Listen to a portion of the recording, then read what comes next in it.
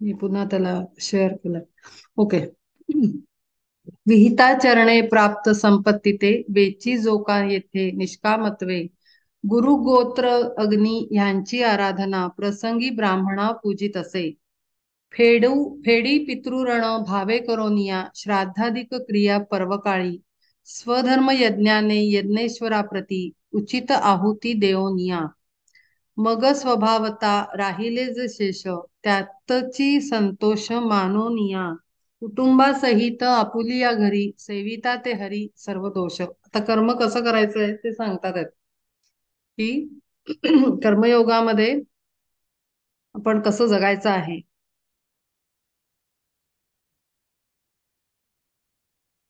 योग्य वागणुकीने विहिताचरणे म्हणजे आपण नियमबद्ध जीवन पद्धती म्हणजे मग त्याच्यात आचार विचार कर्म सर्वच आलं. म्हणजे आपण म्हणतो ना loving kindness in thought speech and action. तीन पद्धतीनं आपल्या ऍक्शन्स होत असतात. एक म्हणजे आपल्या विचारांमध्ये ती गोष्ट चांगली असणं. नंतर वाचेमधनं बाहेर पडणं चांगली बोली. आणि आपलं कर्म हात पाय वापरून आपण जे करतो ते कर्म. Action thought speech and action. तर ह्या तिन्ही पद्धतीने तिन्ही मार्गाने उत्तम वागणूक आणि वर्तन प्राप्त संपत्ती ते वेची जो का येथे निष्कामत्वे अशा चांगल्या वागणुकीनं उत्तम कर्मानी भाषेनी विचारांनी जी संपत्ती आपण जमवतो म्हणजे नोकरी धंदा आपण ज्या पद्धतीनं करतो आणि पैसा कमवतो तो निष्कामत्वे म्हणजे नुसतंच चांगले आचार विचार आणि वागणूक नाही तर निष्काम निष्काम भावना म्हणजे त्याच्यामध्ये बेनिफिट होतोय की नाही ह्या प्रकारची कुठली कामना न ठेवता केलेलं कर्म आणि केलेली नोकरी ह्या पद्धतीनं जो संपत्तीचं मिळवतो ती व्यक्ती किंवा तसं वागणं. गुरु गोत्र अग्नी याची आराधना प्रसंगी ब्राह्मणा पूजित असे. गुरूंचा गुरूंना रिस्पेक्ट देणं आपलं ज्या गोत्रात आपण जन्म घेतला आणि अग्नी अग्नी हे अत्यंत महत्वाची शक्ती आहे. त्या शक्तीची आराधना कारण अग्नीनीच आपला जठराग्नी म्हणजे आपण अन्न खातो आपल्या शरीरातला अग्नी आणि बाह्य अग्नी ज्याच्यावर आपण अन्न शिजवतो. आणि प्रत्येक ह्याच्यामध्ये अग्नी म्हणजे आपल्या कर्माचाही अग्नी येऊ शकतो की आपण त्या ह्याच्यामध्ये आपली कर्म उत्तम करून त्याची आहुती देत असतो. नोकरीमध्ये जगण्यामध्ये तो अग्नी ह्या तिन्हीची आराधना प्रसंगत्वे करून व्यवस्थित प्रसंगी ब्राह्मणा पूजित असे. फेडी पितृऋण भावे करोनिया श्राद्धादिक क्रिया पर्वकाळी जेव्हा वेळ असते पक्ष श्राद्ध असतात तेव्हा आपले पितृऋणही ते व्यक्ती फेडतीये व्यवस्थित. त्यांना योग्य वेळेला त्यांची आठवण करून त्यांना दान धर्म त्यांच्या नावानी करणं श्राद्ध कर्म करणं हे अत्यंत आवश्यक आहे. कारण आपण मागे त्या श्राद्ध पक्ष पंधरवड्यात जो एपिसोड सेशन केला होता त्यात सांगितलं होतं की त्या ऍस्ट्रल फील्ड मध्ये असलेल्या सोल्सना सूक्ष्म शरीर सूक्ष्म शरीरात असलेल्या आत्म्यांना जे आपला देह सोडून गेलेले असतात आपले पूर्वज त्यांना फक्त श्राद्धाच्या त्यांच्या दिवशीच अन्न आपण देतो ते वासानी त्यांना प्राप्त होतं खाता पण येत नाही. त्यामुळे त्यांना तृप्त ठेवणं अत्यंत आवश्यक आहे. आजकाल मॉडर्नायझेशन मध्ये या सगळ्या गोष्टी सगळ्या पुसून टाकल्या जातात किंवा टाकलेल्या असतात किंवा टाकतात लोक. पण ते बरोबर नाही. अशाने मग आपल्याला दिसतं की अडचणी येत आहेत.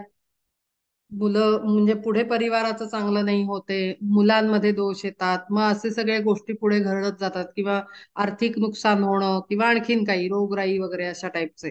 तर ते आपल्या पूर्वजांना तृप्त ठेवणंही तेवढंच आवश्यक आहे. कारण आपण कर्मबंधनाने त्यांच्याशी बांधले गेलेलो असतो. बरीच कारणं असतात एक दोन नाही बरीच कारणं आहेत. तर ते पितृऋणही फेडलं पाहिजे. तर कसं करून तर ते श्राद्ध क्रियाकर्म करून ते फेडलं पाहिजे. स्वधर्म यज्ञाने यज्ञेश्वराप्रती उचित आहुती देवनिया. आपण आत्ताच म्हणलं अग्नी, अग्नी हा जो आहे हा स्वधर्म कर्माचा पण असतो. आपण कर्म करून तो अग्नीला आहुती त्या देत असतो. तर ते स्वधर्माचं पालन अनेकदा आतापर्यंत झालेलं आहे आपलं डिस्कस करून, तर त्याला आता मी फार छेडत नाही. तर असं वागणं मग स्वभावता राहिले जे शेष त्यातची संतोष मानून या. मग एवढं सगळं करून जे आपलं रोजचं जीवन असतं ते उरतं शेष. म्हणजे जे आपला डेली आपला डे असतो रोजचा दिवस, मग त्या दिवसात काही आपल्याला दरवेळेस काही चांगलंच घडत नाही, मनासारखं घडत नाही. मग कधी कधी मनाविरुद्ध कधी काही गोष्टी घडतात किंवा पाहिजे तसं होत नाही. कमी प्रमाणात संतोष म्हणजे आनंद मिळतो एखाद्या दिवशी. एखाद्या दिवशी अगदीच विपरीत घटना घडतात. विपरीत म्हणजे साधं अगदी कामवालीपासून घरातल्या व्यक्तींपर्यंत किंवा मार्केटमधनं भाजी आणा, ऑफिसमधलं काम करा. दररोज काही आपल्या मनासारख्या गोष्टी घडत नाहीत. तर तो रोजचा दिवस जगताना तेव्हाचा सुद्धा क्षण कुटुंबासहित आपुलिया घरी सेविता ते हरी सर्व दोष राहिले यज्ञांती तेची सेवी अन्न होय ते म्हणून पापमुक्त. उत्तम सगळं वागल्यानंतर जे एंडला उरतं त्यामध्ये सुद्धा तृप्तीची भावना असणं खूप आवश्यक आहे. जैसा महारोगी सेविता अमृत होय रोगमुक्त आपोआप किंवा ज्ञात्या लागी नसे भ्रांती लेश तैसा तो निर्दोष शेष भोगी. म्हणून स्वधर्मे जे जे संपादावे ते सर्व ते वेचावे स्वधर्मेची. स्वधर्माचं अत्यंत महत्व आहे. अत्यंत शांतपणे जे आपल्याला आपल्या पदरात पडेल त्याला आनंद आणि समाधानानं ऍक्सेप्ट करणं हे सगळ्यात जास्त उत्तम कर्मयोगीचं वागणं आहे, कर्मयोगाचं लक्षण आहे. प्रत्येक ह्याच्यावर आपण त्रास करून घ्यायचा किंवा द्यायचा हे वागणं बरोबर नाही. त्यामुळे स्वधर्माचं उत्तम आचरण हेच सांगितलेलं आहे. स्वधर्म यज्ञांती उरेल जे मग त्यात घ्यावा त्याचा भोग संतोषाने. स्वधर्म सांडोनी वर्तू नये पार्था ऐसी आद्य कथा कृष्ण सांगे. मानिती जे कोणी देहची आपण विषय संपूर्ण भोग्य वस्तू ह्याहून आणिक स्मरती ना काही भ्रांत झाले पाही अहंकारे. आता त्याच्या अपोजिट त्यांनी सांगितलं की काय करतात लोक. तर पहिले तर स्वधर्माचं पूर्ण सोडून देणं, असं वागू नये असं ते सांगतायत. त्यामुळे जे लोक देह म्हणजे मी, पहिली तर चूक तिथेच होते. सगळ्यात पहिली स्टेप तीच. आपली पहिली पायरी चुकली की सगळा पुढे हिशोबच चुकतो आणि तो अनंत जन्मांचा तो चुकलेला आपल्याला दिसतो आपल्या अवतीभोवती आणि आपल्यातही. मानिती जे कोणी देहची आपण विषय संपूर्ण भोग्य वस्तू. जेव्हा आपण पहिले म्हणजे देह म्हणजे मी असं म्हटलं कीच तिथे पहिली सुरुवातच चुकीची. आपण म्हणतो ना एखादं काम करायला आपण जातो, आपण म्हणतो सुरुवातच चुकली ना त्यामुळे सगळं कामच बिघडलं. ऍक्च्युली ते खरंच असं आहे जीवनाबद्दल सुद्धा. पहिले तर आपण आपलं जे नाव आहे जे देहाला दिलंय ते म्हणजे मी नाही हा रोज संकल्प करणं आणि दिवसातनं 10 वेळा दर 2 तासांनी आठवण करून देणं स्वतःला हा खरा पहिला अभ्यास आहे. तो इतका सोपा नाही आहे. तो प्रॅक्टिसनी येतो आणि अत्यंत निग्रहाने मनाचा अगदी पक्का हे पाहिजे डिटर्मिनेशन की मी ही भावना आता सोडून देणार. आणि मग त्यासाठी इनर स्ट्रेंथ कोणाकडनं मागायची, तर गुरु किंवा परमात्म्याकडनं. की मी ठरवलं आहे की देह म्हणजे मी ही भावना मी त्याग करणार आहे, पण ती लगेच काही होऊ नाही शकत. तर त्याला थोडं तुझं बळ मला दे आणि तुझी सोबत मला दे आणि ते धारिष्ट्य मला दे की देह म्हणजे मी नाही या भावनेतनं बाई बाहेर येईन. देह म्हणजे मी म्हणलं की सगळा विषय संपूर्ण विषय भोग्य वस्तू सगळ्या येऊन आपल्याला लिपटतात. तर त्यामुळे पहिलं मानिती जे कोणी देहची आपण विषय संपूर्ण भोग्य वस्तू ह्याहून आणिक स्मरती ना काही भ्रांत झाले पाही अहंकारे. मग आपोआपच अहंकार येतो कारण मी केलं असं येतं. मी अमुक केलं, मी तमुक केलं, मी शहाणा, मला सुचलं, मला इव्हन देह म्हणजे मी नाही या भावनेत असलेले लोकांना पण अहंकार होतो की मला गुरूंनी सुचवलं, मला परमात्म्याने सुचवलं, मला निवडलं. अहंकार हा अत्यंत शेवटी जाणारा रोग आहे. इवन आध्यात्मिक पातळीवर आपल्याला चलताना पण चालताना गुरुही सांगतात की अहंकार ही शेवटची काय म्हणू शकतो, बेडी आहे ती अत्यंत कठीण आणि चिवट आहे, ती तोडणं फार कठीण आहे. तर अहंकाराला पहिल्यापासनं तोडत आलं पाहिजे, ते फार आवश्यक आहे. तरच ते हळूहळू हळू वीक होते. अहंकाराची अं, काय बेडी म्हणतो आपण, ती बेडी हळूहळू वीक होऊन मगच सुटेल. पण ती सगळ्यात शेवटी जातो अहंकार, हा pride, pride energy very tough आणि चिकट, ती नाही सुटत. जोडली संपत्ती यज्ञ सामुग्री ती स्वयंभोगू जाती नेणोनिये. रुचे इंद्रियासी ऐसा स्वयंपाक चवदार देख करोनिया. न करिता यज्ञ जणू पातकेच भक्षिती ते साच अन्न रूपे. यज्ञ म्हणजे हवन. आपल्या विचारांचं याचं हवन करून आम्हीच करतो आहे, मग मला पाहिजे तसा स्वयंपाक मी करायचा, मला आज अमुक खावंसं वाटतंय, अच्छा मग हा पदार्थ, मग सगळ्यांना तसाच. तर तो म्हणजे अगदी खूप बेसिक पासन आहे, घरामध्ये सुरुवातीपासून, म्हणजे स्वयंपाक असं नाही, प्रत्येक कर्म आपण आपल्या पॉइंट ऑफ व्ह्यू न करता एक सर्वांगीण जर दृष्टिकोन ठेवला तर तो अप्रोच वेगळा असतो. आणि मग तिथे अहंकाराला पहिले तडा जातो आणि तो वीक होऊ शकतो. आपण करतानाच तो यज्ञ, यज्ञ कसा करतात, यज्ञामध्ये आहुती देत जातो आपण प्रत्येकाची सामुग्रीची. तर ती आहुती आपण कोणाला तरी समर्पित करत असतो, ती काय आपल्यासाठी नसते. तर ते प्रत्येक कर्म हे समर्पित करूनच झालं पाहिजे, त्याची आहुती देऊनच ते चढलं पाहिजे. हे खूप आवश्यक आहे, नाहीतर अहंकार वाढत जातो. म्हणजे आता कसं सांगू, म्हणजे खूपच वेगळ्या लेवलवर जाऊन, म्हणजे सुरुवातीला हा मनुष्याच्या लेवलवर ठीक आहे, पण स्पिरिच्युअल पाथ वर जायला लागल्यावर डिसिपलशिप मध्ये सुद्धा पुढे जाऊन आपण आपल्याला खास इन्स्ट्रुमेंट पण आपण आहोत अशी सुद्धा भावना येऊ शकते. इन्स्ट्रुमेंट म्हणजे माध्यम नाही, मला माझ्यावर जास्त कृपा आहे, माझ्या हाकेला पटकन गुरु साथ देतात, माझं काम ऐकतात, माझं काम, मी दिलेला आवाज त्यांच्यापर्यंत पोहोचतो, ह्या पद्धतीचे सुद्धा अहंकार शिष्याना झालेले बघायला मिळतात. तर तिथे कुठेही काहीही आलंच नाही पाहिजे. पहिले तर स्वतःचं अस्तित्वच जाणवलं नाही पाहिजे, इतक्या रूट पर्यंत कापत जायचं आहे खरं सांगायचं तर. पण तो पुढचा प्रवास आहे. आत्ता आपल्याला बेसिक लेवलवर आपण हे बघितलं पाहिजे की प्रत्येक आहुती आपण कर्माची दिली पाहिजे देवाला. इंद्रियांचं कडनं होणारं कर्म, आपल्या हात पाय आणि शरीराकडनं होणारं कर्म, पूर्णपणे व्यक्ती म्हणून होणारं कर्म, स्वधर्मातनं होणारं कर्म, हे प्रत्येकाची आहुती देत देत देत देत पुढे जायचंय. मग ती हळूहळू हळू आपल्याला माइंडला, ऍक्शनना, थॉटना ती सवय लागून जाते आणि मग हळूहळू करून तो अहंकार कमी व्हायला लागतो. न करिता यज्ञ जणू पातकेच भक्षिती तेसाच अन्न रूपे. असे जिका सर्व आपुली संपत्ती यज्ञ सामुग्री ती मानोनिया. निज धर्म रूप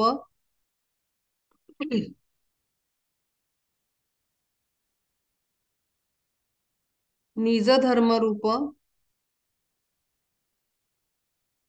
यज्ञ आचरोन करावी अर्पण ईश्वरासी. परी हे सांडोनी स्वतःसाठी मूर्ख करविती पाक नानाविध.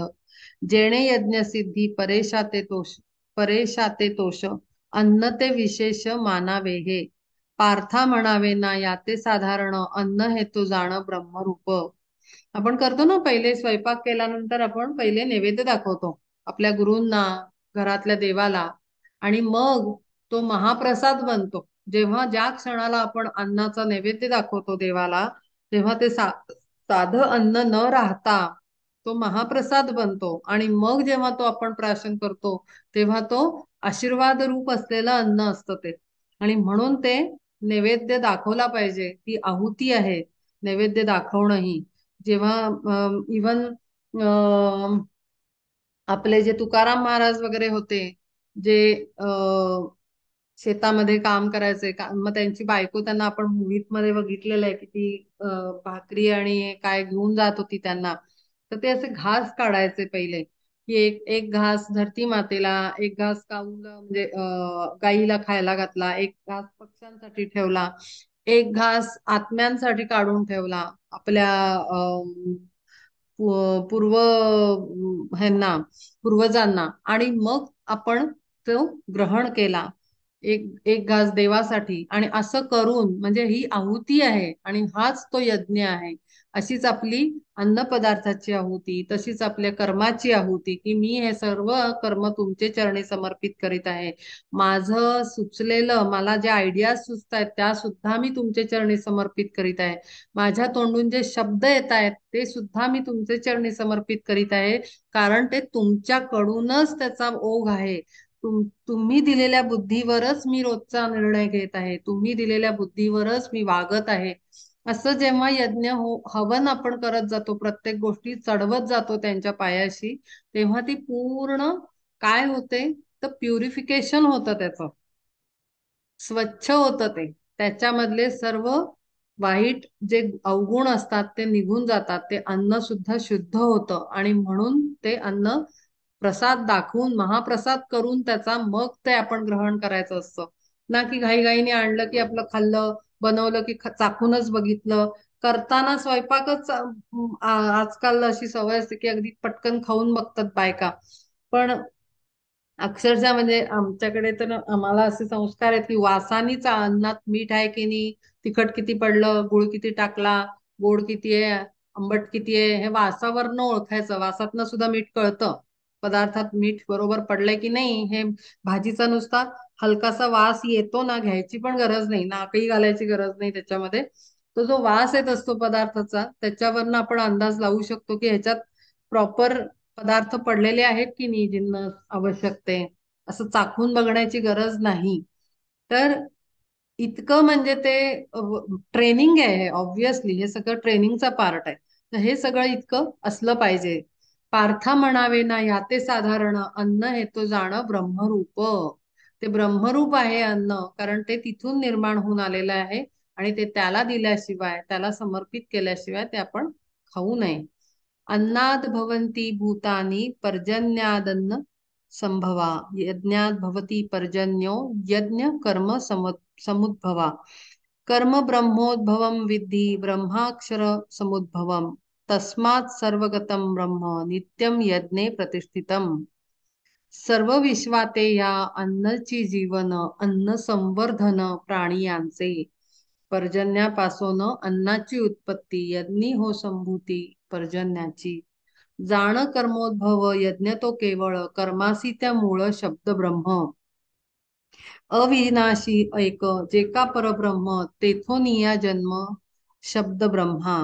ऐसे शब्द ब्रह्मी धनंजया जाण, गोविले संपूर्ण चराचर.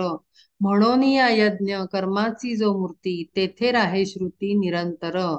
तेच सांगितलंय की अन्न, आपण साधं अन्न जे ग्रहण करतो ते. आणि म्हणून गंमत आहे की तुम्हाला माहितीये शास्त्रामध्ये, म्हणजे मला वाटतंय, हा, दासबोधामध्ये तर सुद्धा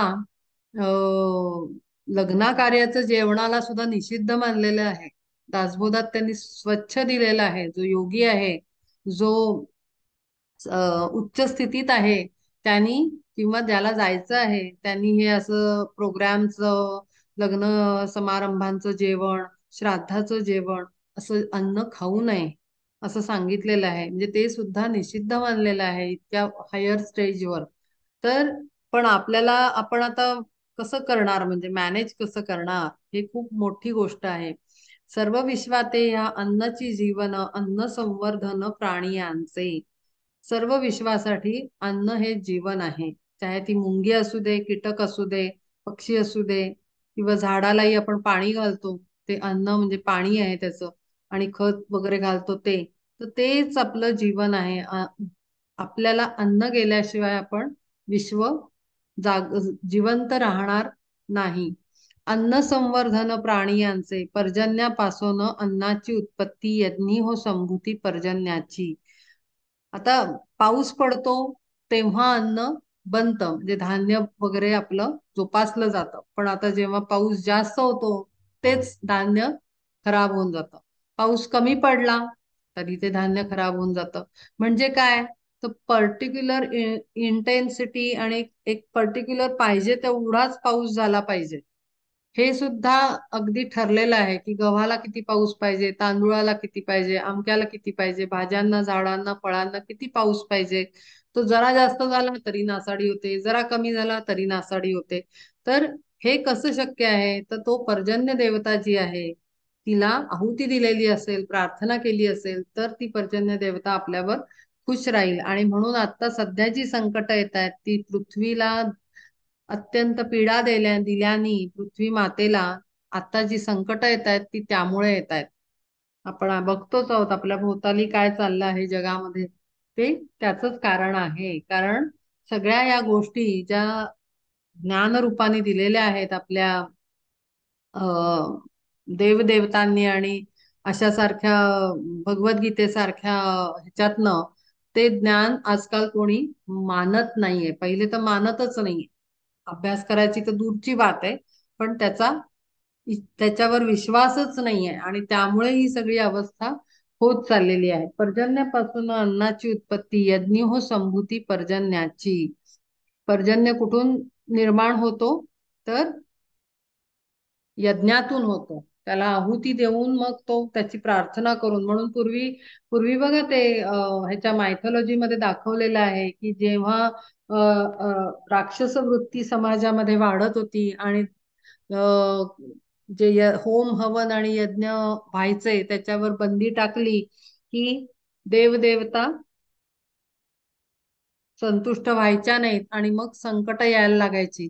किंवा देवता पण म्हणायच्या की लोक खाली धर्तीवर आहुती देतात, होम हवन करतात आणि म्हणून आम्ही त्या पृथ्वीवर कृपा करतो. तर ते सायकल आहे ती सगळी पूर्ण कर्माची.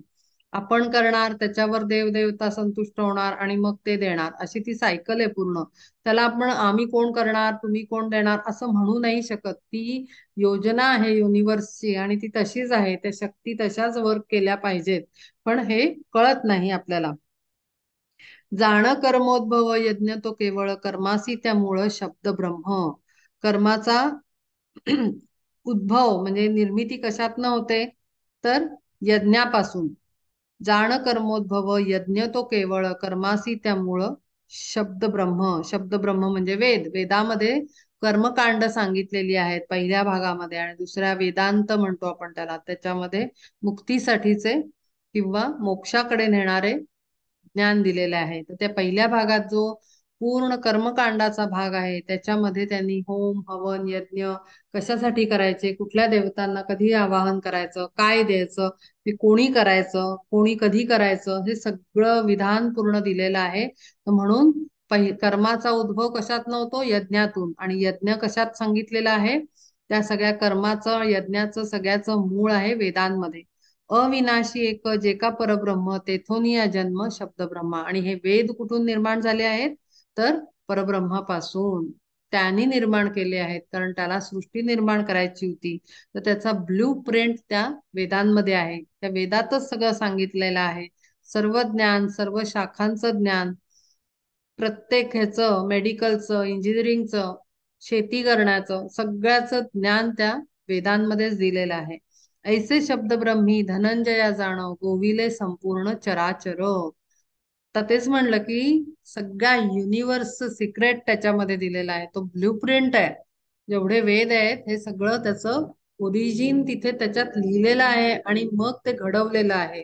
असं जसं आपल्याला ड्राफ्ट लिहावा लागतो, आर्टिस्टला रफ स्केच बनवावं लागतं, किंवा कुठल्याही इंजिनियरला याला त्याला रायटरला प्रत्येकाला रफ स्केच बनवावं लागतं फायनल वर्कचं. तसं ते पूर्ण डाटा बनवल्याशिवाय फायनल आउटपुट निघत नाही. कुठलंही काम घ्या तुम्ही, कुठलंही स्पेशलायझेशन घ्या, डायरेक्ट फायनल वर्क कधीच घडत नाही. तर ते सगळ्याचा ड्राफ्ट त्या वेदांमध्ये दिलेला आहे आणि तिथून ती सुरुवात होते. म्हणून या यज्ञ कर्माची जो मूर्ती तेथे राही श्रुती निरंतर. म्हणून जो ह्या सगळ्या पूर्ण प्रोसेसला फॉलो करतो तिथे ती ज्ञानाची पूर्ण स्थिती आपोआपच निर्माण होते आणि असू शकते. एवं प्रवर्तितं चक्रम नानु वर्तयतीहय अघायुरी इंद्रियारामो मोघम पार्थ स जीवती. संक्षेपे ही ऐसी मूळ परंपरा सांगितली वीरा यज्ञाची या. तुला ही थोडक्यात एक आयडिया दिली की यज्ञ कुठून आला आणि कशासाठी करायचा. समूळ उचित स्वधर्म यज्ञाते आचरेना येथे उन्मत्त जो. पुरोनी कुकर्मे इंद्रिये केवळ लाडावोनी काळ वायावेची. अर्जुना तो काळ जाण पातकांची रास भारतो भूमीस सर्वथैव. जन्म कर्म सारे तयाचे निष्फळ जैसे का अकाळ अभ्र आले. शेळीयेचे गळा स्तन जैसे वाया तैसे धनंजया जिणे त्याचे. म्हणून स्वधर्म सोडू नये देख बजावा हा एक सर्व भावे. देहासवे आला कर्तव्याचा ओघ कागा मग त्याग स्वकर्माचा. लाहोनिया देह प्राप्त कर्मी खंती जे का बाळगिती अज्ञानिते. आपण हे आता पूर्ण स्वधर्म यज्ञ कसा करायचा तो पूर्ण सांगितलेला आहे. समूळ उचित स्वधर्म यज्ञाते. आणि जो ह्याचा आचरण करत नाही, जो ह्याला फॉलो करत नाही, तो उन्मत्त बनतो. कारण का होतं तर त्याला असं वाटतं सगळं करता करविता मीच आहे, मीच कमवतो आहे, माझ्यातच उत्तम बुद्धिमत्ता आहे. माझ्या बुद्धिमत्तेमुळे मला कंपनी नोकरीवर ठेवते, माझ्या बुद्धिमत्तेमुळे कंपनीचं काम चालतं, माझ्या बुद्धिमत्तेमुळे प्रोजेक्ट सक्सेसफुली होतात, माझ्या बुद्धिमत्तेमुळे सर्व कार्य घडतं, घरातलं बाहेरचं. असा तो उन्मत्त होतो. पण मुळात त्याला कुठून सुरुवात झाली, युनिवर्स काय आहे, परब्रह्म काय आहे, ह्याचा उगम कुठून झाला या सगळ्याचा, हे सगळ्यांना अज्ञानामुळे मानतच नाही आणि तो उन्मत्त होतो. आणि मग होतं काय की करोनी कुकर्मे इंद्रिय केवळ लाडावोनी काळ वायावेची. प्रत्येक इंद्रियाकडनं कुकर्म घडत जातं. कारण तो मी करतच जगत असतो. श्वास घेतो तोही मीनीच आणि सोडतो तोही मीनीच. सगळं काम मी आय मी माय सेल्फ याच्यामध्येच गुरफटून तो सगळा वेळ वाया घालवतो. अख्खा काळ जन्माचा. अर्जुना तो जाण पातकांची रास भारतो भूमीस सर्वथैव. आणि मग तो महापातकाची रास म्हणजे अगदी ढीगभर होऊन तो ओझच बनतो पृथ्वी तलावर. त्याचा दुसरा काहीही उपयोग नाही, स्वतःसाठी तर नाहीच, दुसऱ्यांसाठी त्याहून नाही. जन्मकर्म सारे तयाचे निष्फळ जैसे का अकाळ अभ्र आले. शेळीयेचे गळा स्तन ते जैसे वाया तैसे धनंजया जिणे त्याचे. त्याचा काही उपयोग नाही, युजलेस टोटली. का तर तो अहंकाराने स्वत्वामध्येच तो जगतो आहे. त्याला काही हिस्ट्री आणि आपला कुठून आपण निर्माण झालो, कोण निर्माता आहे, कशामुळे घडतंय, ह्या सगळ्या गोष्टींना मानतच नाही. स्वतःच्या सामर्थ्याला तो जास्त महत्व देतोय. जबकि आपण बघतोय की आपण अख्ख्या युनिवर्स मध्ये एक डॉट पेन्सिलनं टच करून जो डॉट बनतो कागदावर पेनानी, तेवढी सुद्धा खरं तर आपली व्हॅल्यू नाही. आणि आपण आपल्याला वाटतं एकच आपलं युनिवर्स आहे. आणखीन जेव्हा अभ्यास करत आत खोलात जातो तेव्हा कळतं की असे अनेक युनिवर्सेस आहेत. ती गोष्ट आहे म्हणजे हे छोट्या कार्टून मध्ये माझ्या मुलीसाठी लावायचं ते छोटा कृष्ण, बालकृष्णची एक अॅनिमेशन आहे. त्याच्यामध्ये ब्रह्माची स्टोरी आहे एका याच्यामध्ये.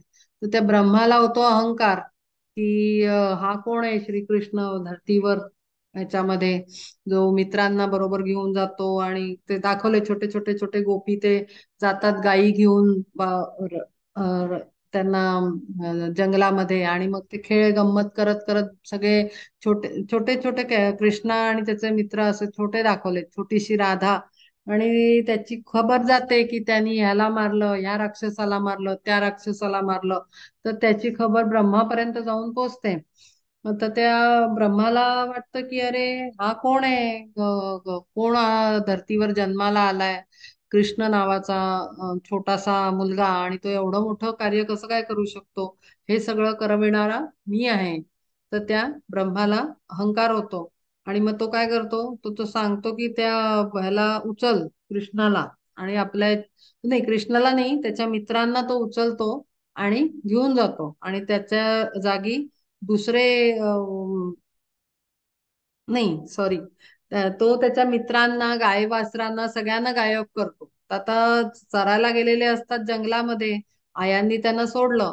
आणि आता घरी जायचं तर ते कृष्णाला, बाळ कृष्णाला ते कळतं की हे सगळं काम कोणी केलेलं आहे, पण आता घरी तर तो एकटा नाही जाऊ शकत ना, ती छोटी छोटी वासरं आणि ते सगळे घरी न्यायला पाहिजेत. मग तो स्वतः सगळ्यांची रूप धारण करतो ऍट अ टाइम. म्हणजे त्याचे छोटे छोटे सखे जे असतात ते, एक मंकी दाखवलंय छोटस, तोही कृष्णच असतो, ती वासरं असतात तीही कृष्णच असतात. सगळे कृष्णच आपल्यातनं तो अनेक रूप निर्माण करतो. आणि असे अनेक दिवस जातात, घरी पत्ता पण लागत नाही. फक्त आयांना एवढं कळतं की आपला बाळावर त्यांना प्रेम यायला लागतं. त्यांना आश्चर्य वाटतं, आजपर्यंत आपण फक्त श्रीकृष्णाला प्रेम केलं, आज आपल्या मुलाबद्दल आपल्याला का प्रेम निर्माण होऊन राहिलं. त्याचं सिक्रेट आपल्याला माहिती की तो त्यांनी रूप घेतलेलं आहे सगळ्यांचं. असे अनेक महिने, अनेक सीझन्स निघून जातात आणि काही कळत नाही कोणाला. आणि त्या ब्रह्माला गंमत म्हणजे प्रश्न पडतो की इतके वर्ष, अख्खे 3-3 4-4 सीझन निघून गेले तरी कसं काय प्रॉब्लेम नाही झाला पृथ्वीवर, की कुठे गेली मुलं, कुठे गेली ते वासरं, कुठे गेली. तर येतो म्हणतो की जाऊन बघितलं पाहिजे. तर तिथे जाऊन बघतो तर सगळे मस्त मजे करत असतात, त्याचे मित्र ते झाडाखाली गमती जमती त्यांच्या चाललेल्या असतात. त्याबरोबर त्याला आश्चर्य वाटतं की अरे बापरे, म्हणजे हा जो श्रीकृष्ण आहे छोटासा बालरूपामध्ये, तो कुणीतरी प्रचंड शक्ती आहे, त्याच्याशिवाय हे शक्य नाही. आणि त्याबरोबर तो नतमस्तक होऊन समोर येतो श्रीकृष्णाच्या. तर श्रीकृष्ण बाकीच्या युनिव्हर्सचे ब्रह्मांना पण बोलवतो तिथे, आणि तो म्हणतो तू काही एकटा ब्रह्म नाही आहेस, अनेक ब्रह्मा आहेत या युनिव्हर्स मध्ये, आणि ते सगळे अनेक ब्रह्मा अनेक युनिव्हर्स चालवत आहेत. तर तू स्वतःला काही ग्रेट मानू नकोस, माझ्या पुढे तू काहीच नाही आहेस, सर्व माझ्या शक्तीने मर्जीने चाललेलं आहे. अशी ती छोट्या लहान मुलांच्या अॅनिमेशन मध्ये स्टोरी दाखवलेली आहे. तर खूप आश्चर्य वाटतं, तरीही आपण उन्मत्त होऊन मनुष्य जगत असतो स्वकर्तृत्वाचा अभिमान अहंकार बाळगून.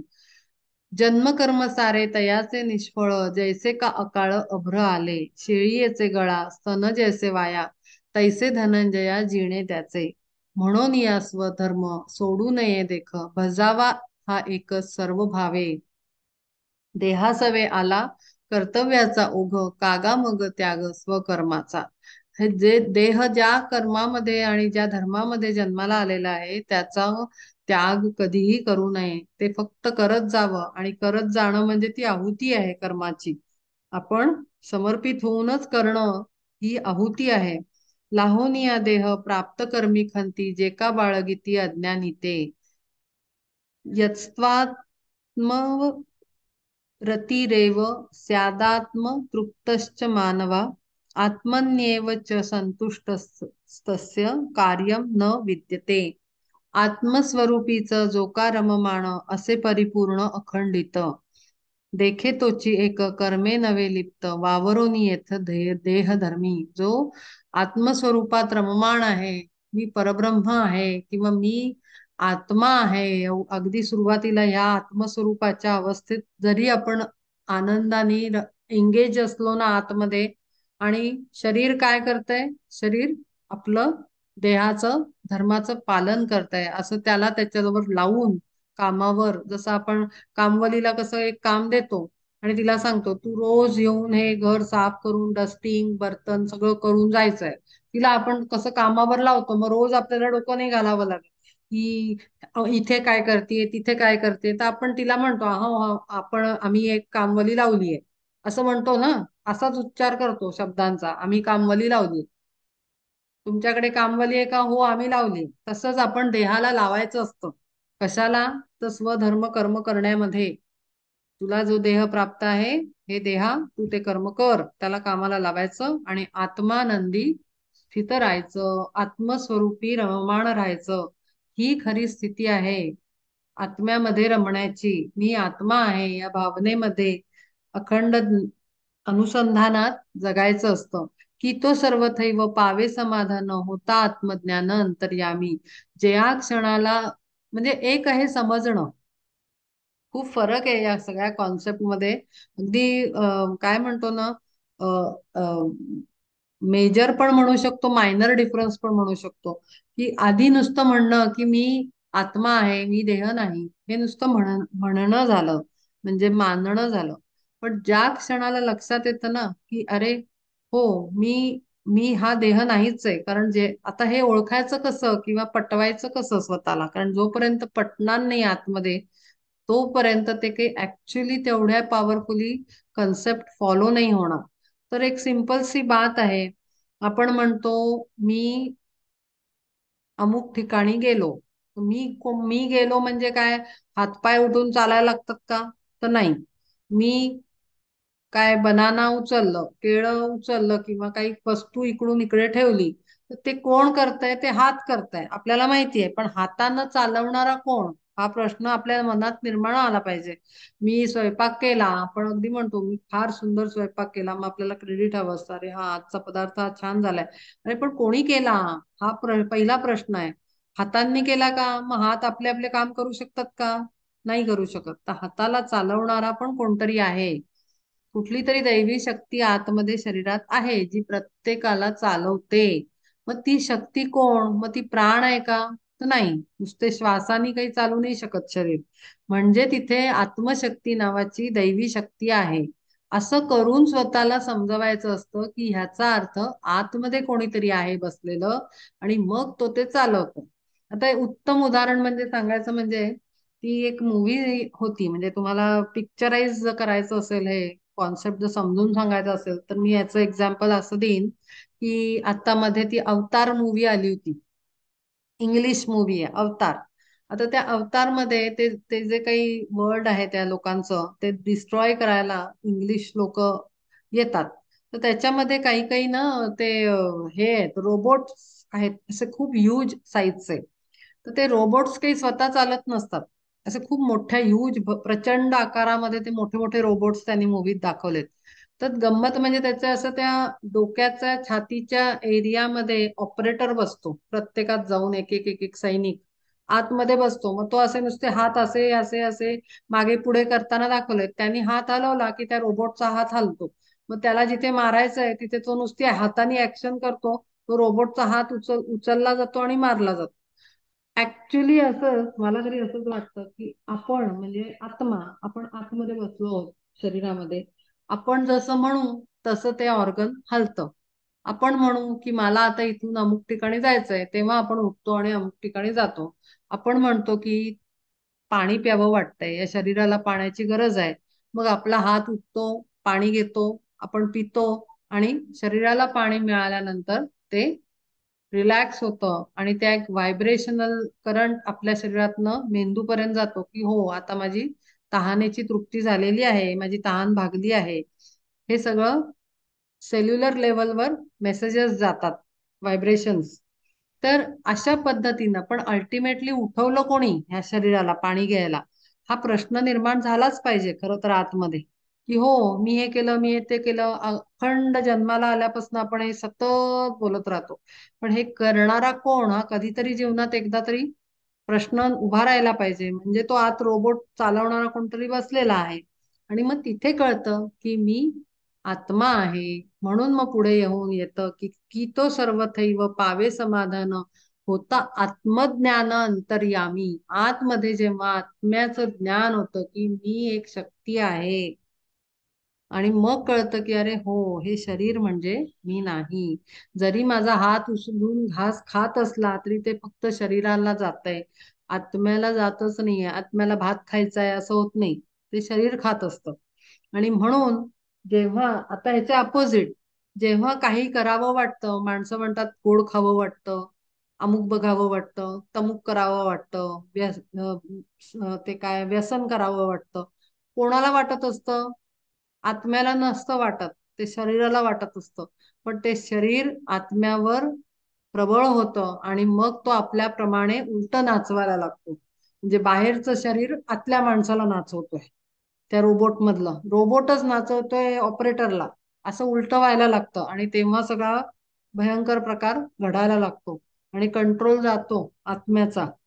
आणि मग वाटेल ते वागणं होतं, जे वर सांगितलेलं आहे उन्मत्ताचं बद्दल ते लिहिलेलं आहे. कुकर्मे इंद्रिये केवळ लाडावोनी काळ वायावेची, हे उलट प्रकार होत. पण जेव्हा कळतं की आतमधला शक्ती ऑपरेटर कोणतरी वेगळा आहे, तेव्हा तरी कृतकृत्य स्वभावे म्हणून कर्मसंगातून मुक्त झाला. आणि म्हणून त्या कर्माच्या संगतीमधनं तो मुक्त होतो. मग लक्षात येतं की अरे, हा हात आणि काही शरीर काही मी काही करत नाही आहे, मी तर आत्मा आहे. आणि मग मी करतो आहे ही भावना जाणवल्यानंतर ते आपोआपच अहंकार हळूहळू ढिला पडतो. मग स्टेज 2 चा अहंकार घालवायचा तो आत्म्याला पण अहंकार होतो. मग तो पुढे जाऊन घालवावा लागतो की तूही नाही, तो परब्रह्म सगळं करतो आहे, तूही त्याचाच अंश आहे. हे पुढची स्टेप झाली. पण पहिले मी आत्मज्ञान मिळणं अंतर्यामी अत्यंत आवश्यक आहे. नैव तस्य कृतेनार्थो ना कृतेनेह कश्चन न चास्य सर्वभूतेषु कश्चिदर्थ व्यपाश्रय. तृप्ती होता पार्था जैसा आपोआप संपे खटाटोप साधनांचा, तैसे आत्मानंदी होताची संतुष्ट आटे खटपट कर्माची ती. जोवरी अंतरी नाही आत्मज्ञान कर्म हे साधन तोवरीचे. जेव्हा आतमधनं आत्मा असल्याची तृप्ती होते ना, तेव्हा सगळे खटाटोप कमी होऊन जातात. मग तिथे कळतं की अरे, आत्म्याला काय रोज गोड खावं वाटत नाही, आपण खात नाही, आपण शरीराला खायला घालतो, आपण नाही खात. मग हे अवेअरनेस येतो की अरे मग मग मी मागच्या वेळेला एकदा सांगितलं होतं ना, मागच्या सेशनला एका सांगितलं होतं की आतमध्ये दोन व्यक्तिमत्व असल्याचं जाणवायला लागतं. की अरे, आतली लीना एक मागतीये आणि दुसरी लीना एक मागतीये, मग त्यातली खरी लीना कोण असा प्रश्न पडायला लागतो. आणि मग हळूहळू ऑब्झर्वेशन वाढतं. त्याला म्हणतात विवेक. विवेकाच्या याच्यावर तासून तरासून पाहिलं जातं की अरे, नक्की कोण, नक्की कोण, नक्की कोणाला हवाय, नक्की कोणाला हवाय. आणि मग कळत जातं की आत्म्याच्या अपेक्षा कमी आहेत. आत्म्याला काही जेवण घालायची जरूरत नसते. आत्म्याला रंगढंग कपड्यांचा आवश्यकता नाही. आत्म्याला रूप नाही, रंग नाही, रस नाही, काही नाही. आत्मा फक्त आणि फक्त तेज आहे आणि अत्यंत बुद्धिमान, सर्वशक्तिमान असा दिव्य आहे. हे कळल्यानंतर खटाटोप साधनांचा संपे. मग ते सगळे जेवढे परिश्रम चाललेले असतात देहाला उत्तम ठेवण्याचे, ते आपोआपच कमी होतात अंतरंगातनं. कारण सत्याची ओळख होते. तैसे आत्मानंदी होताची संतुष्ट आटे खटपट कर्माची ती. मग ती धडपड धडपड कमी होऊन जाते. की मग ओके, ठीक आहे, आत्म्याला काही रंगीबेरंगी ट्रिप केली पाहिजे, अमुक केलं पाहिजे, खाल्लं पाहिजे, सगळीकडे अटेंड केलं पाहिजे, असं तर काहीच नाहीये. मग हळूहळू तो व्यक्ती मग जरा समाजामध्ये मिसळणं त्याचं कमी होतं. मग इंटरेस्ट कमी होतो. मग हळूहळू तो शांतता त्याला आवडायला लागते, मग एकांत आवडायला लागतो. असं करत खटपट सगळी कर्मांची धडपड धडपड चाललेली असते इतक्या वर्षांची, ती हळूहळू रिड्यूस व्हायला लागते. मग लिमिटेड लोकांमध्ये तो जातो, लिमिटेड लोकांशी कॉन्टॅक्ट मध्ये राहतो, लिमिटेड ऍक्टिव्हिटीज करतो, जेणेकरून त्याची आत्मशांती ढळणार नाही. मग तो स्वतःच्या आनंदाच्या स्थितीला जास्त अट्रॅक्ट व्हायला लागतो. आणि असं करून ती कात्री लागायला लागते बाह्य ऍक्टिव्हिटीजची. असं ही ग्रोथ होत असते. आणि मग त्याला आत्म्याचा आनंद अत्यंत प्रिय व्हायला लागतो आणि मग ती गोडी लागते की अरे नाही, या अवस्थेमध्ये खूप जास्त संतुष्टी आहे, ह्या अवस्थेमधला आनंद हा कुठल्याही वस्तून मिळणार नाही असा आहे. जोवरी अंतरी नाही आत्मज्ञान कर्म हे साधन तोवरीच. जोपर्यंत हे आत्मज्ञान ऍक्च्युअल अनुभव नाहीयेत, तोपर्यंत कर्म हेच साधन आहे. ते सत्कर्म करत राहिलं पाहिजे, धर्म कर्म केलं पाहिजे आणि हवन कर्माचा होम चालू राहायला पाहिजे. तोपर्यंत कर्माचं महत्व आहे. जोपर्यंत आत्मज्ञान होत नाही ते करणं आवश्यक आहे, जे सांगितलंय पहिलं. तस्माद सक्तः सततम कार्यम कर्म समाचर असक्तो ह्या चरण कर्म परमाप्नोती पुरुषः. म्हणून या सर्व सोडोनी कामना आवरोनी मना पुलिया तुवा आचरावा स्वधर्म उचित सर्व भावे येथ धनंजया. आपुले स्वकर्म निष्कामत्वे केले तत्वता ते झाले मुक्त येथे. ज्यांनी निष्काम काम धर्म केलेला आहे, स्वकर्माचं पालन केलंय, निष्काम म्हणजे फळाची अपेक्षा न ठेवता, निष्काम म्हणजे फळाची अपेक्षा न ठेवणं, कुठलाही रिझल्ट काय आहे येईल ह्याचा विचारही न करणं, असं करून जे कर्म केलेलं आहे ते तत्वता मुक्त होऊन जातात त्यातनं. कारण हळूहळू त्यांना आत्मस्थितीची जाणीव होते. लोकसंग्रहमेवा कर्मणैव हि संसिद्धी मा स्थिता जनकादया लोकसंग्रहमेवापि संपश्यन् कर्तुमर्हसि न सोडिता कर्मे देखे जनकाधिक जगी मोक्ष सुख पावलेगा. विदेहराज होता तो जनक. त्यांनी कुठलंही कर्म सोडलं नाही. त्याची आत्मस्थिती उच्च ठिकाणी होती. म्हणजे अत्यंत जनकाला फार मोठं महत्व आहे जनकाच्या स्थितीचं, जनक स्थितीचं. सदेह स्थिती जी त्याची विदेह अवस्था, सदैव आणि विदेह अवस्था जी आहे त्याचं फार महत्व आहे. म्हणून या आस्था असावी कर्मात तेणे होय हित आणि कही आपुल्या आचारे लोकासी वळण लागून या जाणं प्रसंगेची मग पार्था त्याची टळेल ती हानी होय जी निदानी कर्म त्यागे अगा आत्मज्ञाने होनी कृतार्थ पावले जे येत निष्कामत्व तयासी ही उरे कर्तव्य उचित लोकसंग्रहार्थ धनंजया. आता जसा जनकाने कर्म न सोडता जसं मोक्ष सुख अनुभवलं तसं तू केलं पाहिजे. म्हणून आस्था असावी कर्मात ते होणं तेणे होय हित आणि काही. म्हणून कर्मही केलं पाहिजे, त्याची आपल्या जागी इम्पॉर्टन्स आहे आणि आत्मस्थितीची आपल्या जागी इम्पॉर्टन्स आहे. ते दोन्ही सायमल्टेनियसली झालं पाहिजे. आपुल्या आचारे लोकासी वळण लागून या जाण प्रसंगेची मग पार्थ त्याची टळेल ती हानी होय जी निदानी कर्मत्यागे. मग आपली सवय आपल्या होतं काय इतकं पवित्र पद्धतीनं जेव्हा आपण जगायला लागतो आपली एनर्जी चेंज होते खरं सांगायचं तर. आणि ती एनर्जी लेवलवर चेंज आल्यानंतर आपल्या परिवारामध्ये आपल्या भोवतीच्या लोकांमध्ये पूर्ण बदल घडायला लागतात. परिस्थिती बदलून जाते आणि कर्मत्याग करण्याची वेळ येत नाही. खरं तर एन्व्हायरमेंट बदलून जातं आणि असं करून आपण जगामध्ये बदल घडवून आणू शकतो. आणि जेव्हा आता मोठे मोठे जे जसे गांधीजी आहेत किंवा संत होते वेगळे वेगळे किंवा आज आपले पंतप्रधान आहेत ते का एवढ्या मोठ्या प्रमाणावर बदल घडवून आणू शकतात जगामध्ये. का तर त्यांनी स्वतःत बदल घडवला. ते पावित्र्य त्यांच्या आत्म्याची जबरदस्त एनर्जी पॉवरफुल आहे आणि त्यामुळे आपोआपच त्यांच्या संगतीत अवतीभोवती आलेले लोकही आपल्या जीवनात बदल त्यांना जाणवतो आणि असं करून मोठा जगामध्ये बदल घडवू शकतो आपण समाजामध्ये. आणि मोठ्या लेव्हलवर मोठ्या सर्कलमध्ये मग पार्था त्याची टळेल ती हानी होय जी निदानी कर्मत्यागे अगा ज्ञाने होनी कृतार्थ पावले जे येथ निष्कामत्व तयासी ही उरे कर्तव्य उचित लोकसंग्रहार्थ धनंजया. डोळस तो जैसा पुढे चाले नीट दाखवित वाट अंधळ्यासी तैसा निज धर्म स्वय आचरण नेणेत्या लागून दाखवावा. आपण उत्तम वागलं की आपोआपच आपल्या भोवतालचे लोक चांगलं वागायला लागतात. कारण ती पावित्र्याची एनर्जी आहे. पॉवर पॉवर आहे त्याच्यामध्ये पवित्र असण्याची. विचार पवित्र, कर्म पवित्र, धर्म पवित्र. त्यामुळे ते लखलखीत असं होतं व्यक्तिमत्व आणि ते तेज जे आहे आपल्या भोवतालच्या दुनियेला बदलून टाकतं. आणि म्हणून त्यांनी म्हणलंय डोळस म्हणजे डोळा असलेला जसा स्वतः तर वाट चालतोच व्यवस्थित पण आंधळ्याचं सुद्धा बोट धरून त्याला तो उत्तम मार्गाने नेऊ शकतो. रस्ता क्रॉस करवू शकतो, त्याला अडचणीतनं काढू शकतो. तसेच आपण आपलं निज धर्माचं पालन करून जनकासारखं जगल्याने आपण स्वतःला तर बदललंच आहे आपल्या परिवाराला सुद्धा यातनं तारून नेऊ शकतो.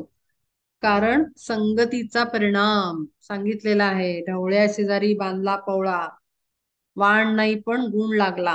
हे जसं वाईटासाठी म्हटलंय तसं ते उलट पण अप्लाय होतं. जेव्हा चांगल्या बरोबर आपण राहतो तेव्हा चांगल्या गोष्टी कराव्या वाटतात. इवन नुसतं बरोबर राहण्यानी एक काही क्षण घालवल्याने सुद्धा आपल्याला फरक जाणवतो की अरे आपले विचार बदलले, अरे आपलं कर्म बदललं, आपला मूड बदलतो. तर ती एनर्जी कंटॅमिनेशन आहे, ते एनर्जीचा इम्पॅक्ट आहे तो.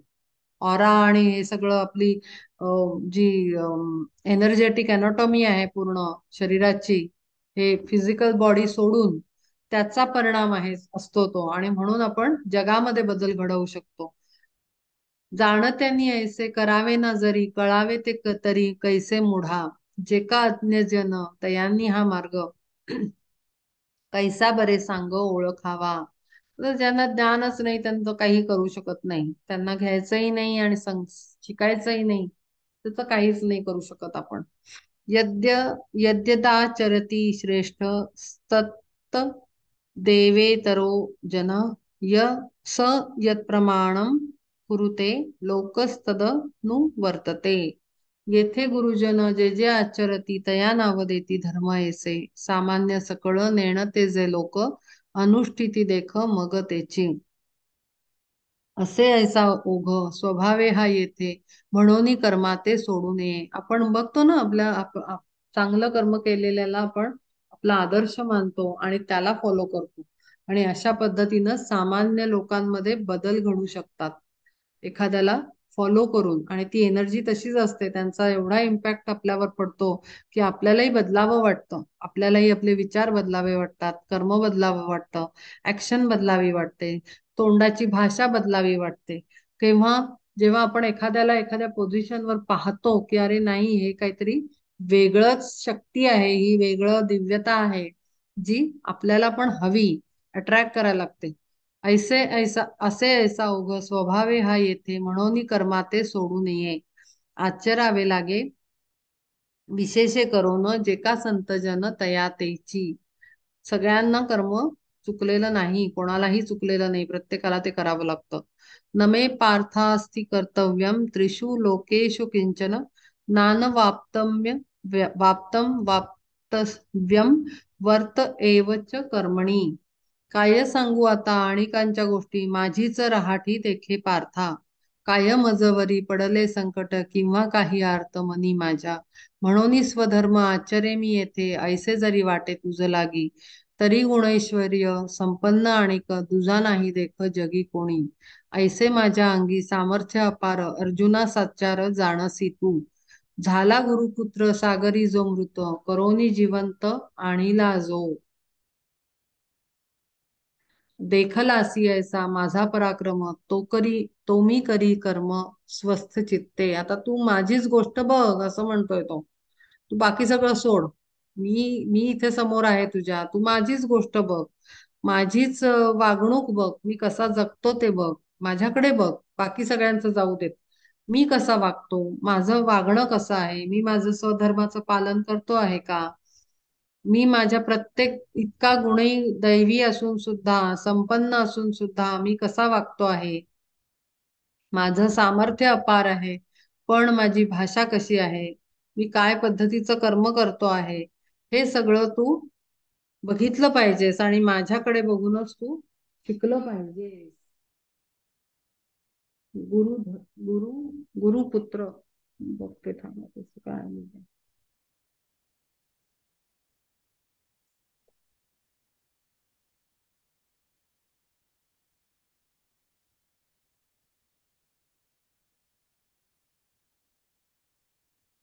गुरुपुत्र सागरी जो मृत. सांदीपनी नामक गुरूंच्या आश्रमात कृष्ण बलराम बालपणी विद्या शिकण्याकरता राहिले होते. विद्यार्जन पूर्ण झाल्यावर गुरुदक्षिणा म्हणून कृष्णाने सांदीपनींच्या दत्त नामक एकुलत्या एक मृत मुलाला आपल्या अद्भुत दैवी सामर्थ्याने जिवंत करून तो सांदीपनीस परत आणून दिला, असं त्यांनी सांगितलंय या ओळीचा अर्थ. झाला गुरुपुत्र सागरी जो मृत, करोनी जिवंत आणिला जो. इतकं माझं सामर्थ्य आहे माझ्यामध्ये, तरीही मी कर्माला सोडलेलं नाही, मी स्वतःच स्वकर्म उत्तमरित्या मी पाळतो, असं त्यांनी तो स्वतःबद्दल सांगतो आहे की एवढं सामर्थ्य माझ्यात आहे, दैवी गुण आहेत माझ्यात, पण म्हणून मी कर्माला सोडलेलं नाहीये, आणि त्याच कर्माने मी आज तुझा सारथी म्हणून इथे बसलेलो आहे. म्हणजे ते सुद्धा उत्तम कर्माचं वहन करणारा स्वभाव दाखवतं. यदि अहम न वर्तेयम जातु कर्मण्यत तंद्रितः, मम वर्तमानुवर्तन्ते मनुष्या पार्थ सर्वशः जैसा फलाशेत गुंतोनिया नर कर्मी निरंतर वर्ततसे तैसा देखे मीही वर्ते स्वधर्मात परी अंतरात अनासक्त करावया कर्म एकची कारण आमुच्या अधीन जे का लोक न व्हावे तयांनी येथे कर्मभ्रष्ट आचरावे नीट स्वधर्माते मी सुद्धा कसं कर्म करत आहे तर फलाशेत न गुंतता आणि कारण का तर माझा खूप मोठा रोल आहे या सर्व समाजामध्ये आणि जसं मी वागीन तसं मला लोक बघून माझ्याकडे वागणार आहेत मी जर कर्मभ्रष्ट झालो तर लोक कसे पाहतील आणि कसं वागतील तैसा देखे मी ही वर्ते कर स्वधर्मात परी अंतरात अनासक्त आतमधून पूर्ण अनासक्त आहे मी कुठेही कशाच्याही अपेक्षेने काम करत नाही कुठल्याही फळाची अपेक्षा चांगलं वाईट काहीही अपेक्षा न ठेवता माझं प्रत्येक कर्म आहे करावया कर्म एकची कारण आमच्या अधीन जे का लोक न व्हावे तयांनी येथे कर्मभ्रष्ट आचरावे नीट स्वधर्माते मी हे शिकवण्यासाठी मी माझा जन्म घेतला आहे की मी हे करून दाखवणार जसं रामानी सुद्धा त्यासाठीच जन्म घेतला श्रीराम जो झालेला आहे त्यांनी कर्म करून दाखवलं सामान्य मनुष्य रूपामध्ये येऊन रामानी म्हणजेच विष्णूंनी जन्म घेऊन रामाचा ते लोकांना दाखवण्यासाठी की हे असं जगायचं असतं संकट आलं तर त्याला कसं सामोरं जायचं विविध प्रकारची संकट श्रीरामाच्या जीवनामध्ये आली आधी नातलगाकडनं स्वतःची ती कैकई माता होती जिला तो अत्यंत प्रेम करत होता तिनेच त्याला घराबाहेर काढलं मग तिच्याशी वैर बाळगलं का तर नाही तिला माफ केलं आणि वडिलांनाही सांगितलं की तिनं कर्म तिच्या बुद्धीनं केलेलं आहे त्याला सुद्धा काही कारणं आहेत बॅकग्राऊंड मधनं तर तुम्ही ते सगळं सोडून द्या तिला माफ करा फॉरगिव्हनेसचं महत्व त्यांनी सांगितलं आणि तसंच त्यांनी प्रत्येक कर्म करून दाखवलं लढूनही दाखवलं रावणाशी पण ते सुद्धा कुठल्याही अपेक्षा न ठेवता अनासक्त भावनेमध्ये त्यांनी ते लढून दाखवलं आणि म्हणून तो म्हणतोय की आम्हाला हे करावं लागतं कारण आमच्याकडे बघून लोक सर्व जनता शिकणार आहे आणि आम्ही स्वधर्माचं पालन करून आवश्यक आहे की जगायचं कसं नाहीतर मग कर्मभ्रष्ट होतील आमच्याकडे बघूनच लोक उत्सीदे युरिमे लोका न कुर्याम कर्मचेदहम शंकरस्य च कर्ता स्यामुपहन्यामिमां प्रजा आम्ही पूर्ण काम होऊन यासाच आत्मस्वरूपीच राहू जरी तरी कैसे प्राणी भवार्णवातून जातील तरुण सांगे मज मी जर असा आत्मानंदात रममाण होऊन बसलो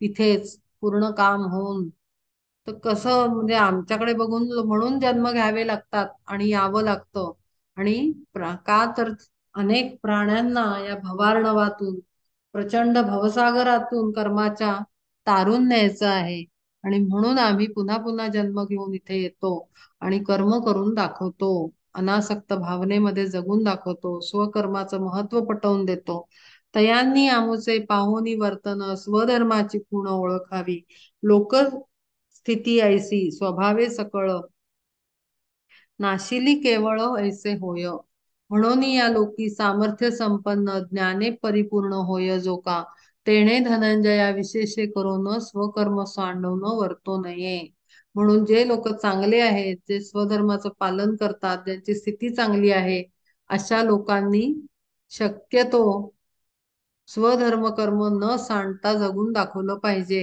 ज्ञान मिळवून जगून दाखवलं पाहिजे हे विशेष जबाबदारी त्यांच्यावर आहे असंही तो सांगतो आहे की नुसता मीच नाही ज्यांच्यात हे सामर्थ्य आहे ज्यांना हे शक्य आहे ज्यांना ज्ञान आहे अज्ञान मिटलेलं आहे अशा लोकांनी स्वकर्म करून स्वधर्माचं पालन करून सामर्थ्य संपन्न होऊन करून दाखवलं पाहिजे ज्ञानाने परिपूर्ण जो असा आहे त्यांनी हे करून दाखवलं पाहिजे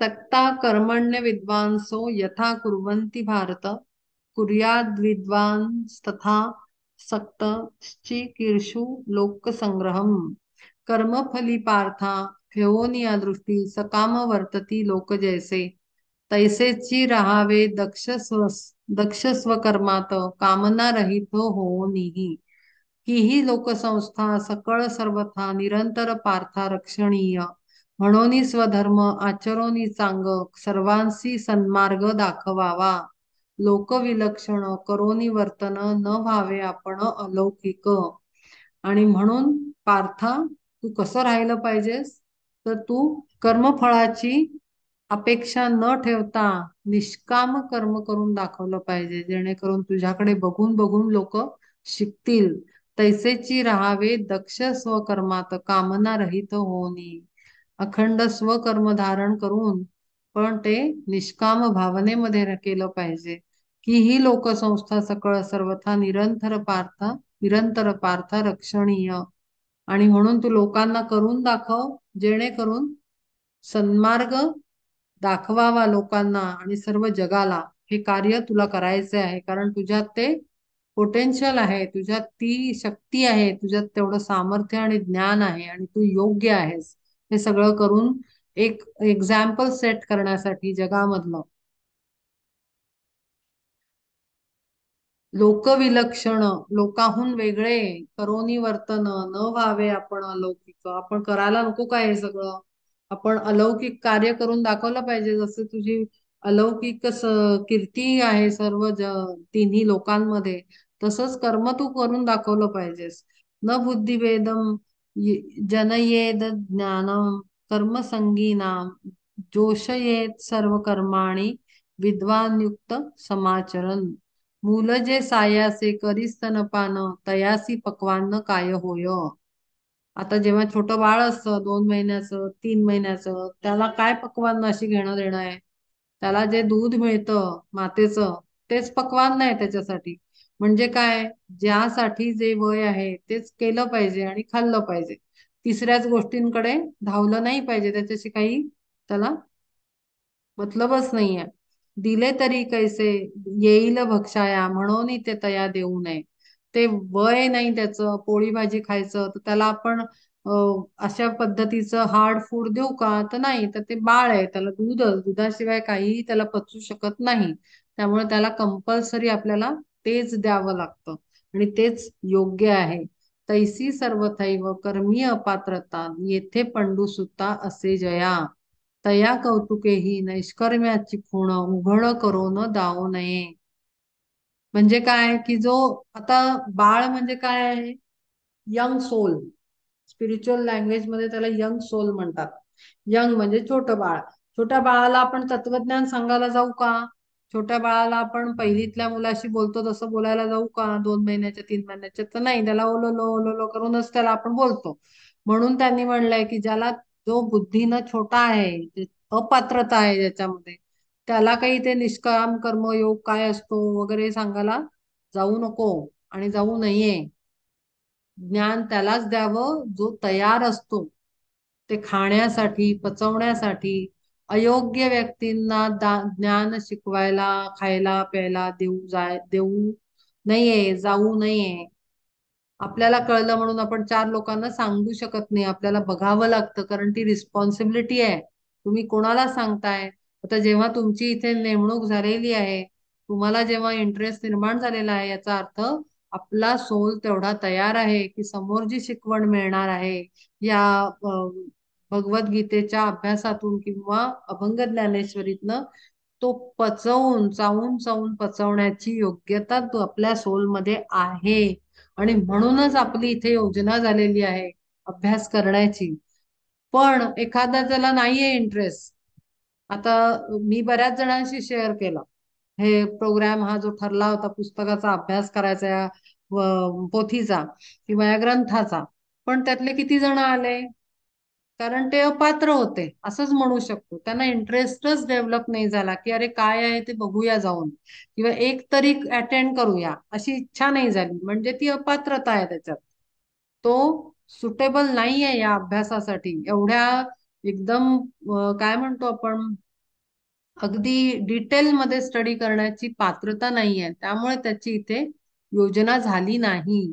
म्हणून त्यांनी म्हणलंय की जो अपात्र असतो त्याच्यामध्ये करायला जाऊ नये, द्यायला जाऊ नये. जसं आपण प्लास्टिकच्या भांड्यामध्ये प्लास्टिकची बॉटल असते ना पाण्याची, म्हणजे बिस्लरी वगैरेची, त्याच्यामध्ये आपण गरम पाणी भरू शकतो का? नाही, ती वितळून जाईल. तसंच आहे, गरम पाण्यासाठी स्टीलचं भांड पाहिजे, मेटल पाहिजे. त्याच्याशिवाय गरम पाणी आपण त्याच्यात ओतू नाही शकत, भरू नाही शकत. ते मेल्टून जाईल बाकीचं सगळं गोष्टी. तसं आहे ते. पात्र काय आहे, त्याच्यात पात्रता आहे का? ज्या पद्धतीचं लिक्विड त्याच्यात भरलं जाणार आहे तशी पात्रता बघितल्याशिवाय कुणाकडेही तोंड उघडून ज्ञान देऊ नये उगीच. इव्हन आपल्याला आपण नॅचरली असतात, मला कळलं म्हणून मी माझ्या परिवाराला सांगायला जाईल. अरे पण प्रत्येकात तेवढं पोटेन्शियल असलं पाहिजे ना, की ते सांगतोय काय माणूस ते पचवायला. म्हणून त्यांनी इथे सांगितलंय की हे उघड करून दावू नये. हे सगळं सिक्रेट टीचिंग्स आहेत जिथे तिथे उगीच. आणि म्हणून मी हे सांगीन की आपल्याला असं वाटतं की अरे हे ज्ञान आपल्याकडे सगळ्यांकडे आहे, मग ते आपल्यापर्यंत पोचलं नाही. आणि म्हणून ते गूढ भाषेमध्ये ग्रंथांमध्ये ऋषीमुनींनी लिहून ठेवून सोडून गेलेले आहेत. आणि ज्याची योग्यता असेल त्या आत्म्याला बरोबर परमेश्वरी संकेत मिळतो आणि तो त्या ग्रंथाचा अभ्यास करायला म्हणून कुठेतरी जातो म्हणा किंवा स्वतः सुरू करतो.